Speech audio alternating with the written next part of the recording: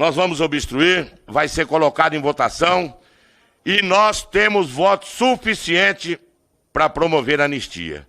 Aí eu quero ver qual vai ser a desculpa do judiciário para retomar a prisão.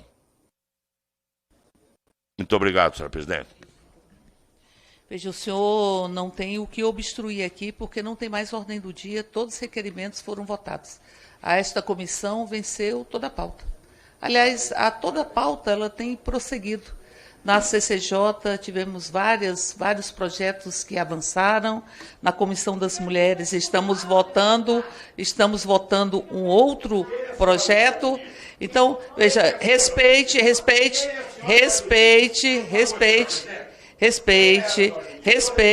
Ela é servidora. O lugar de servidor é um lugar a ser com muita dignidade. O pai dela foi vítima da ditadura. Presidente, deputado, por favor, deputado, se controle.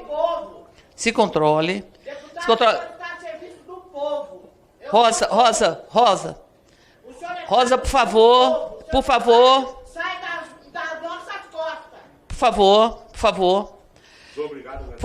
Nós estamos... Rosa, por favor, Rosa, por favor. Vamos aqui dar prosseguimento, apenas para dizer que não há o que obstruir, porque esta comissão venceu a sua pauta. Aprovou todas as proposições. Aliás, na CCJ, que eles tentaram também obstruir, não conseguiram obstruir.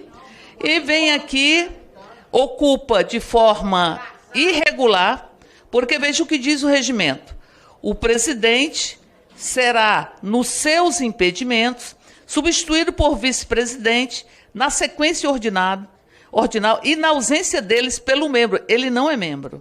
Pelo membro mais idoso da comissão, dentre os de maior número de legislatura. E não tem legislatura, a quantidade de legislatura que eu tenho, por exemplo, nesta casa. Então, portanto, não caberia aqui estar assumindo a presidência e muito menos utilizar a presidência para fazer discursos de defesa da obstrução dos trabalhos nesse parlamento. Nós somos pagos pelo poder público, pelo povo brasileiro, para trabalharmos, para efetivarmos a função dos parlamentares de propor, de elaborar legislações e, ao mesmo tempo, de fiscalizar também o poder executivo. Então, está se jogando dinheiro público pelo ralo. Mas, para além disso, eles estão obstruindo matérias que são absolutamente fundamentais. Ontem quiseram derrubar uma medida provisória que iria levar recursos para a Amazônia Legal e para o Pantanal. Era o último dia de vigência da medida provisória e trabalharam para derrubar a medida provisória e impedir que o povo daquelas localidades pudesse ter acesso a recursos que seriam distribuídos por 7 ministérios. E, de costas para o povo, acham que o mais importante é possibilitar que o ex-presidente tenha direito de disputar as eleições e está inelegível dentro do processo legal e, ao mesmo tempo, que criminosos têm que ser anistiados. E é muito contraditório dizer, os que depredaram, esses têm que ser punidos. Mas porque o projeto mas os demais têm que ser anistiados. Então, vejam, o substitutivo, ele anistia todas as pessoas. Não apenas, inclusive, as que estavam no dia 8 de janeiro. As que estavam e cometeram atos anteriores, e se inclui, inclusive, a anistia para uma pessoa que estava com um caminhão cheio de bombas e pretendia explodir o aeroporto, réu confesso, e pretendia explodir o aeroporto e, portanto, matar muitas pessoas. E atos subsequentes também. Então, portanto, o substitutivo, ele não faz qualquer tipo de distinção para quem quer que seja. Ele diz que todas as pessoas inclusive as autoras de atos anteriores e posteriores ao dia 8 de janeiro, devem ser anistiadas. Então, portanto, não há esta discussão. Os que depredaram têm que ser punidos, mas os demais não têm que ser. Eles querem isentar quem organizou, quem financiou e quem insuflou o golpe contra a democracia, porque eles querem descolar.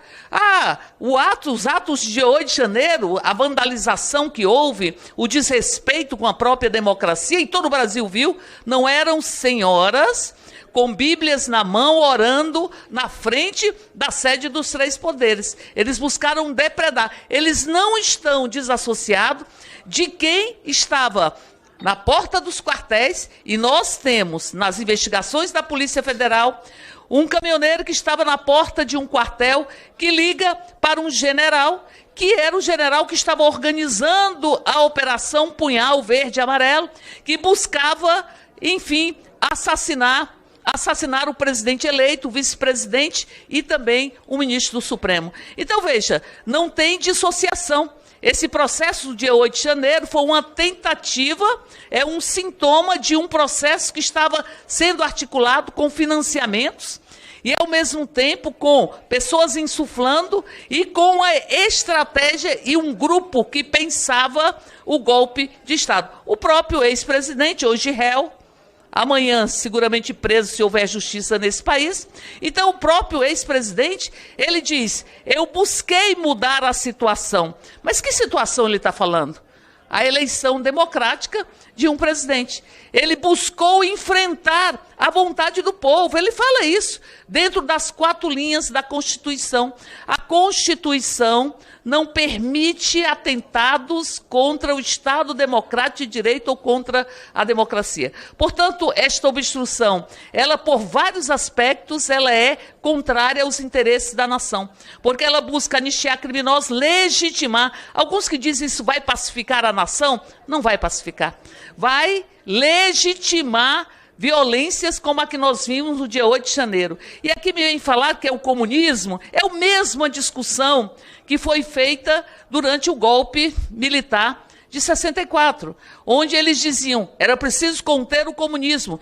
Eles estavam depondo um presidente que defendia reformas de base, defendia reforma agrária, defendia uma plataforma de direitos de reformas. E eles diziam, isto é o comunismo. Mentira. E continuam mentindo. Porque o 1º de abril, que foi o dia do golpe, é um dia de muitas mentiras. Disseram que não ia haver corrupção, e nós tivemos todos os instrumentos de fiscalização do Poder Executivo de Estado, que é também um órgão de fiscalização. Aí eles diziam que iam estimular a educação, tiraram todo o percentual que deveria estar sendo desenvolvido e destinado à educação. Aí diziam que no ano seguinte iria ter eleição, e a eleição, que seria, segundo eles, em 1965, ela aconteceu em 1989, a partir de uma mobilização intensa do povo brasileiro, que disse, o verde e amarelo não pode ornamentar salas escuras de tortura. O verde e amarelo não pode denominar uma operação de assassinato político. O verde e amarelo tem que constar da bandeira para agasalhar nossas crianças, mas não para ornamentar salas escuras de tortura, mas não para ser encharcado com o sangue dos povos indígenas, ou ser encharcado com o cheiro de veneno. Por isso, esta discussão de obstruir, de impedir o trabalho do Poder Legislativo para poder anistiar criminosos que não podem ser dissociados. E todo mundo viu os vídeos. Aonde que estão as pessoas rezando ali? Aonde que estão? Nós não vimos isso. Nós vimos um ódio profundo que foi construído, que foi sendo alimentado e que foi, em verdade, exposto de forma muito nítida no dia 8 de janeiro. É para que nunca mais aconteça isso, que essas pessoas têm que ser devidamente punidas. Aí eles falam do batom. Em verdade, nós estamos falando de uma pessoa que teve várias responsabilizações, uma delas atentar contra o patrimônio público, mas outras responsabilizações, e que foi hoje beneficiada com a progressão de pena que eles querem eliminar. Eles querem eliminar a progressão de pena. E ela foi beneficiada com a progressão de pena. E todas as pessoas que estão sendo responsabilizadas com todo o direito de defesa, todo o direito ao contraditório, dentro de um processo legal. Não está ninguém sendo submetido às torturas que vitimaram mais de 400 brasileiros e brasileiras, porque houve um terrorismo de Estado. É em nome de Rubens Paiva que a gente fala isso. É em nome de Eunice Paiva, de Clarice Herzog, das Marias desse país, das Rosas desse país, que viram o que aconteceu e a punição e o processo absolutamente injusto com o seu próprio pai. É em nome de todas essas pessoas que a gente diz que quem atentou contra o Estado Democrático de Direito, tentou efetivar um golpe, tem que pagar por isso. Que nós não podemos, porque eles querem que esteja elegível o ex-presidente da República, hoje réu, nós vamos possibilitar a legitimação de todo um processo de rompimento democrático. E eles falam apenas tentativa. Se não houvesse, se a tentativa tivesse se consolidado, seguramente nós não estaríamos aqui. Nós não estaríamos aqui porque este parlamento não teria a liberdade de funcionar. E, portanto, esses que tanto defendem a tortura e que falam, que defendem o agronegócio, nunca houve tanto apoio ao agronegócio como durante esse governo. Mas defender o agro não significa dizer que você, a partir daí, tem a oposição de quem está na presidência da República, que nunca teve um plano safra tão robusto, nunca houve tanto interesse de se combater ou todas as adversidades para que o agro possa se desenvolver em plenitude. Então, portanto, não cabem essas justificativas. Eles vão eternamente ficar alimentando fantasmas para justificar o seu próprio autoritarismo. Se alguém morreu e estava sob custódia do Estado, isso tem que ser investigado. Morrem muitas pessoas no sistema prisional.